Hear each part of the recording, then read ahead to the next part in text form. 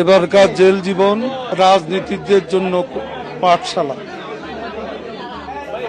আমি জীবনে সে পাঠশালা থেকে শিক্ষা নিয়েছি। সিঙ্গাপুরের এয়ারপোর্টে প্রবাসীদের হাতে বেধড়ক পিটুনি খেলেন ওবায়দুল কাদের।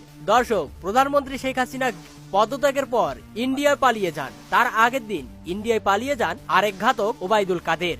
এরপর ইন্ডিয়া থেকে তাদের তাড়িয়ে দেওয়া হলে সিঙ্গাপুরে রওনা দেন ওবায়দুল কাদের। সেখানে এয়ারপোর্টে কাদেরকে দেখা মাত্রই প্রবাসীরা বেধড়ক পিটুনি দিয়ে চ্যাংদোলা করে নিয়ে যায়। তো দর্শক, সিঙ্গাপুরে ওবায়দুল কাদেরকে প্রবাসীদের এমন গণপিটুনি দেখে আপনাদের কেমন লেগেছে তা অবশ্যই জানাবেন কমেন্ট করে।